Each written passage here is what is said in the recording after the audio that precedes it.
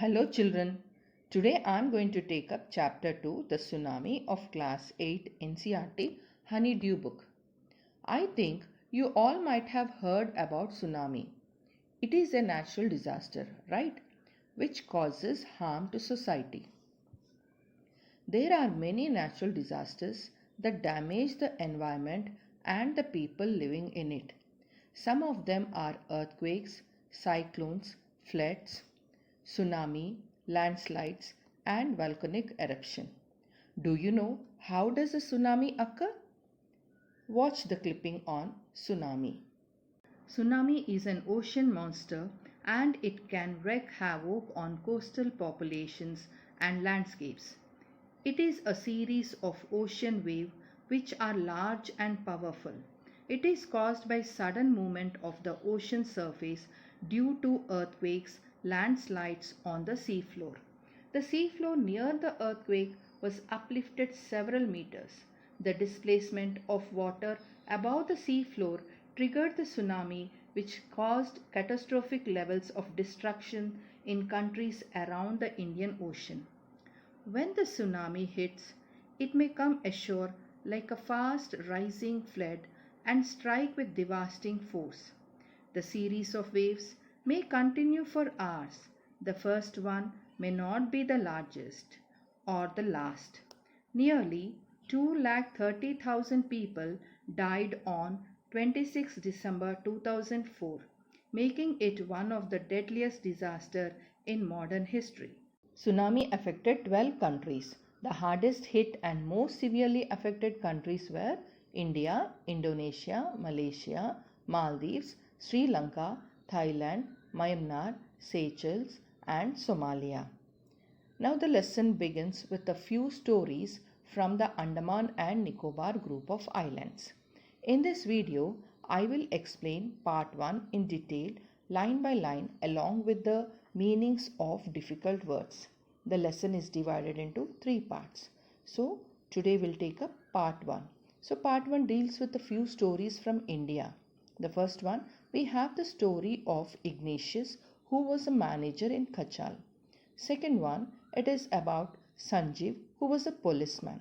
The third one is Meghana, a 13-year-old girl.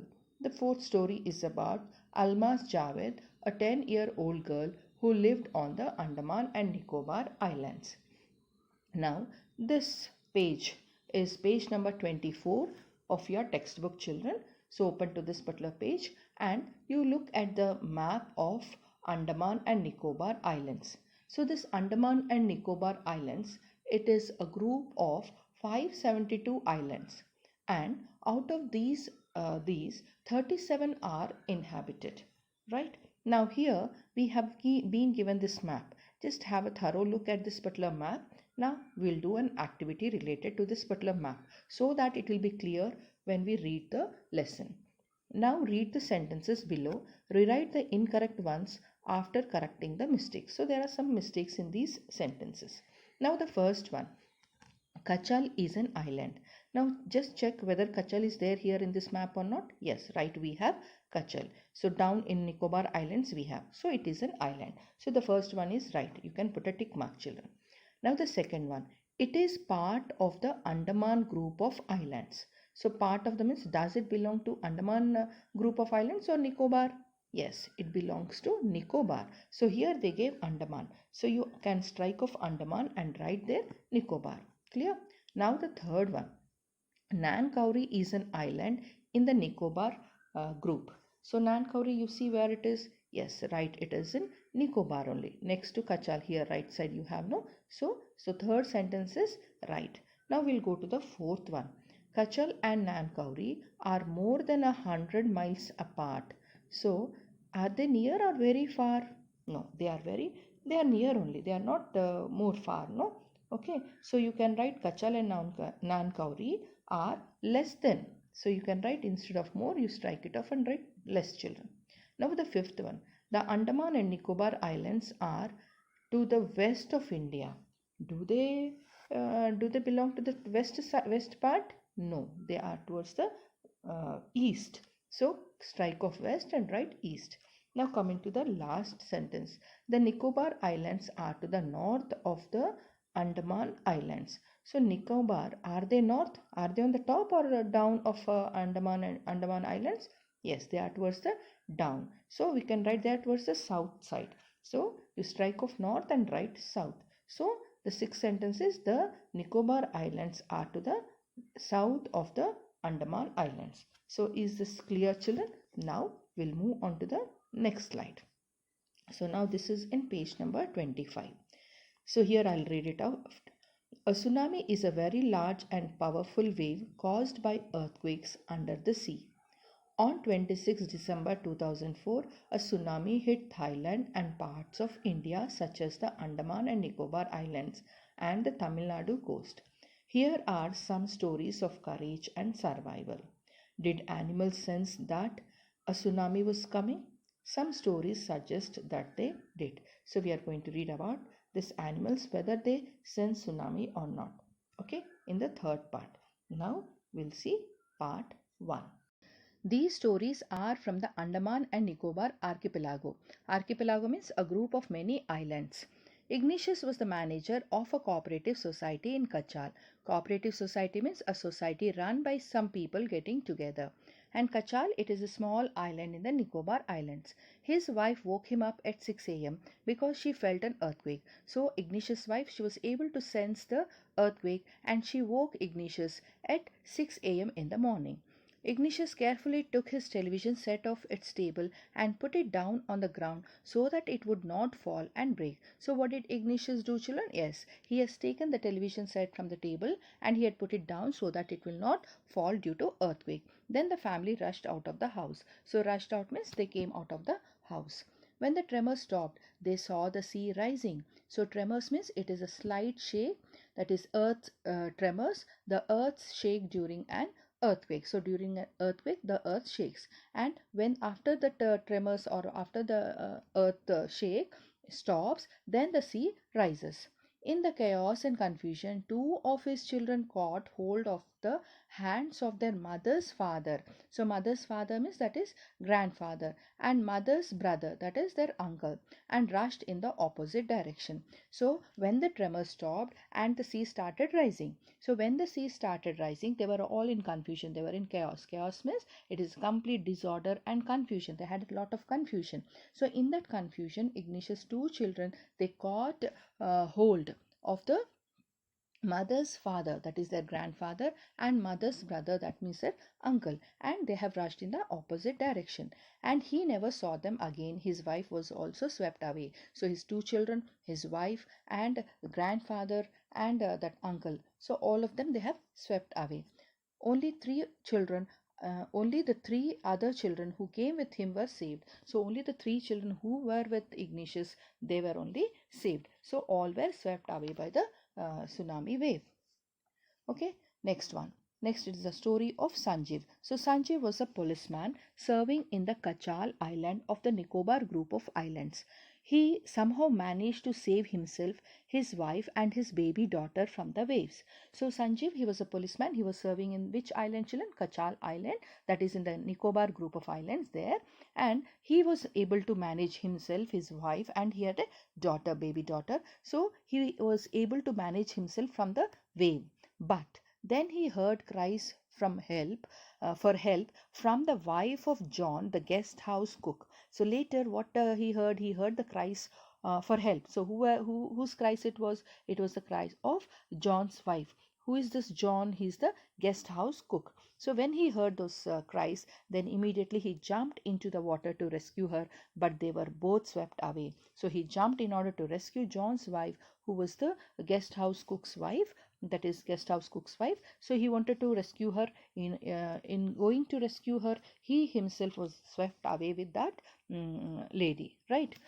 13-year-old Meghana was swept away along with her parents and 77 other people. So next, coming to the other story of a 13-year-old girl. So who is this? She is Meghana, and she was swept away along with her parents, and also not only parents, 77 other people were also there. Everyone were swept away.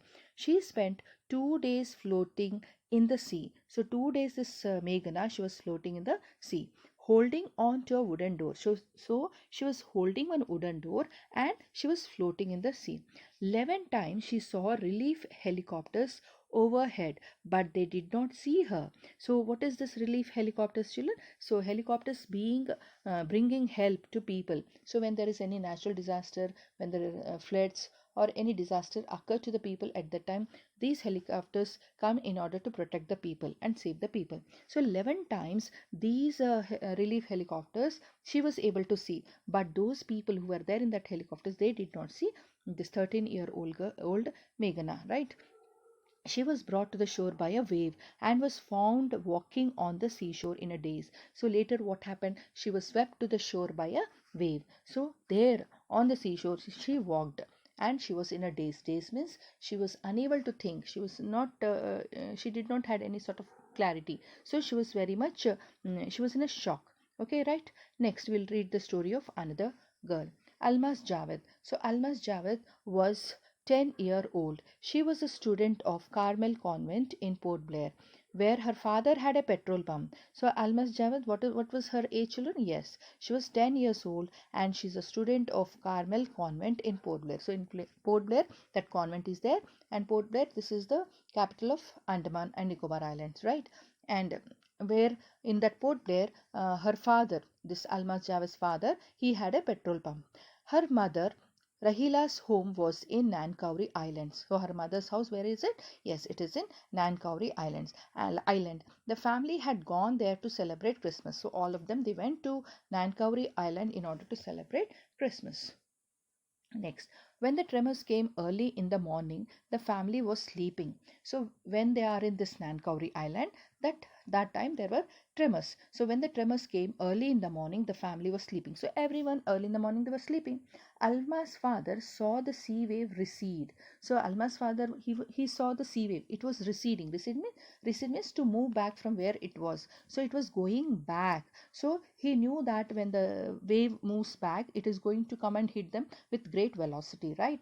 He understood that the water would come rushing back with great force.